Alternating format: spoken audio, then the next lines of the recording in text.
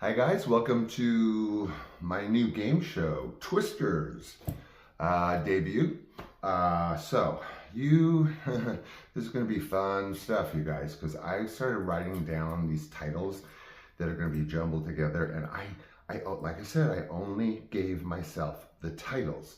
Some of them, it doesn't really point to kind of like, I don't know, because I wouldn't open the show. So basically, you're making me eat my own clickbait.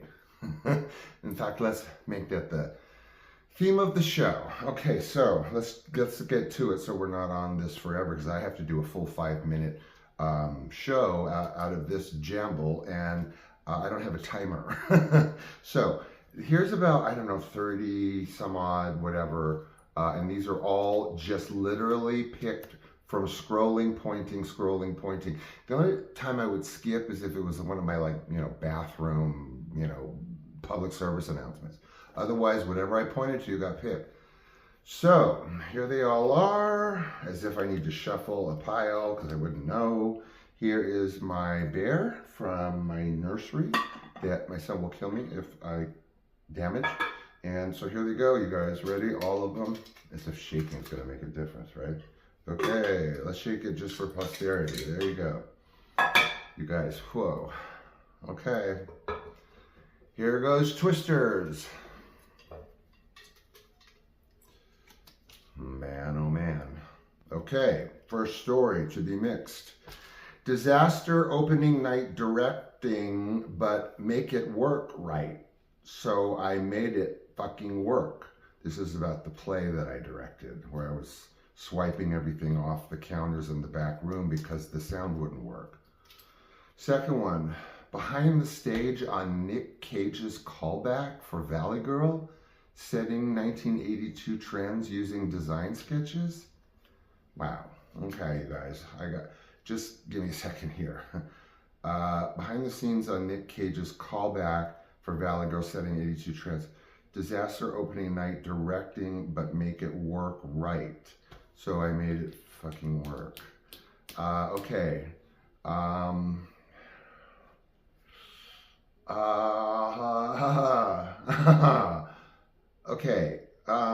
Okay. Okay. So I'm gonna look at these periodically. So okay. So we have today a story of behind the scenes on Nick Cage's Callback for Valley Girl, setting trends 1982 using design sketches. And we have disaster opening night directing, but make it work. So I just fucking made it work, which means the play. Boom. Well, just like, it was my debut in directing that play, where I had to swipe everything off the counter in the sound room because the voice effects, sound effects wouldn't work on the stage. The sound wouldn't work. Similarly, Nick Cage, well, it wasn't a disaster, but it was a debut of sorts. It was the first time that he went by Nicolas Cage, in that he was only prior in a film called Rumblefish, which I don't think I ever got to, which was his debut film with Mickey Rourke, and it was all in black and white except for a color fish in a fishbowl. But he went by Nicholas Coppola in that film, Coppola, whatever. So this would have been his, debut, not as a director, but as an actor. There was a lot of excitement behind my directing for the first time, especially my dad and the two actresses that I chose from his class to do that play with me, much as there was probably excitement in the room that was pretty palpable. Before Nick Cage walked in the room, he kind of sort of had the part. So in the same way that I had access to actresses that easily, it was pretty easy for him to breeze through his callback because they were excited about him being in the movie and his pedigree. Additionally, about setting trends, my experience in setting trends in '82, sort of with being the wardrobe person for Valley Girl, was creative, really super creative. And in these production design and the wardrobe that I brought to my play, called My Cup Ranneth Over, really bad one-act play. I'm sorry, guys. And so I really nailed down the period this time. I didn't have to do like cool wardrobe necessarily. I just had to nail down the period well.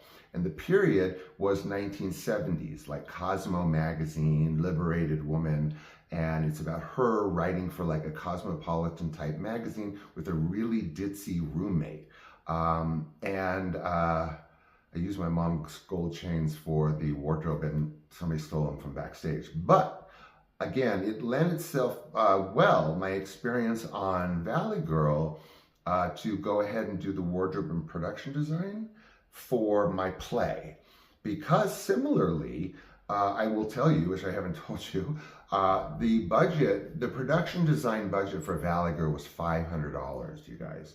My best friend, who has since passed, was the production designer on it, and she got about $500 to do the whole movie. I'm sorry, Martha, or whomever wants to contradict me. I'm only going on what Delia told me over and over. So, no offense, but I mean, not saying anyone was chintzy. But speaking of chintzy, the shoestring part of the play part, much as the production design was only $500, the play also, I had nothing.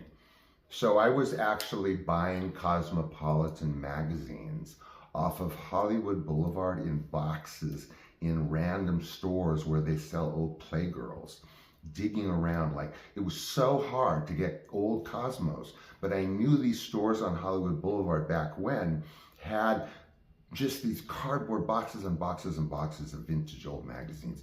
So I dug through all of them, and with what I learned from Delia in cheap production design, I used on my play by taking all those magazines and just plastering the wall behind the actress with them. So maybe I learned something from Delia onto, I don't know, being creative in movies on a shoestring, and the excitement of doing the play and excitement of getting Nick Cage to be in the movie. Okay, well, thanks for joining me today on our very first Twisters. I don't know, you guys, that was 2, and I got all these others to pour through, so we will see. I'm not looking at anything. That's how they're gonna go.